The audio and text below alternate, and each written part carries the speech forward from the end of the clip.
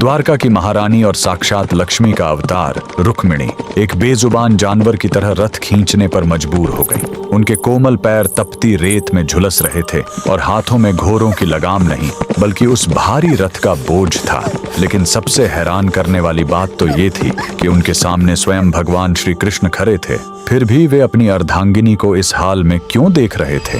ये कोई साधारण सजा नहीं बल्कि एक ऐसे श्राप की शुरुआत थी जिसने द्वारका के महल में हमेशा के लिए विरह की आग लगा दी। इस अलौकिक गाथा की नींव तब पड़ी जब श्री कृष्ण और देवी रुक्मिणी ने अत्यंत क्रोधी महर्षि दुर्वासा को भोजन के लिए आमंत्रित किया। दुर्वासा ऋषि, जिनका क्रोध किसी राक्षसी प्रलय से कम नहीं था, उन्होंने एक ऐसी शर्त रख दी जिसने सबके होश उड़ा दिए। उन्होंने कहा, मैं भोजन तभी स्वीकार करूंगा जब मेरे रथ में घोड़े नहीं बल्कि स्वयं तुम दोनों जुटोगे। यात्रा आरंभ हुई। एक तरफ साक्षात ब्रह्मांड के स्वामी श्री कृष्ण थे और दूसरी तरफ कोमल हृदय मां रुक्मिणी। ऊपर से बरसती आग जैसी धूप और नीचे पैरों को जलाती मरुस्थल की रेत। रानी रुक्मिणी का शरीर थकान से निढाल होने लगा, कंठ सूखकर कांटा बन गया। जब प्यास बर्दाश्त से बाहर हो गई तो उन्होंने कातर नजरों से अपने स्वामी को निहारा। श्री कृष्ण अपनी प्रिय की पीड़ा देख द्रवित हो उठे। उन्होंने बिना क्षण घमवाए अपने अंगूठे से धरती पर प्रहार किया और वहीं से गंगा की निर्मल धारा फूट पड़ी।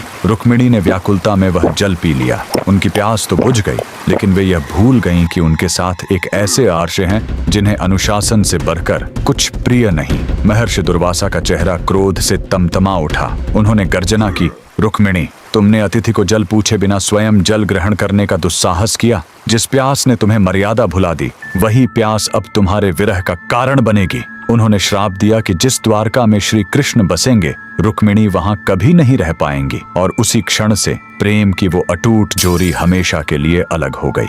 यही कारण है कि आज भी द्वारकाधीश के मुख्य मंदिर से कुछ दूरी पर माता रुक्मिणी का मंदिर एकांत में खड़ा है। वह मंदिर हमें याद दिलाता है कि भक्ति में एक छोटी सी भूल भी कितनी भारी पड़ सकती है। जहां रानी ने अपनी प्यास बुझाई थी, उसे आज भी रुक्मिणी कुंड कहा जाता है, जो उस अधूरे मिलन और अमर प्रतीक्षा का प्रतीक है। अगर आप भी साक्षात लक्ष्मी नारायण के इस अलौकिक प्रेम को नमन करते हैं तो कमेंट्स में जय श्री कृष्णा जरूर लिखें।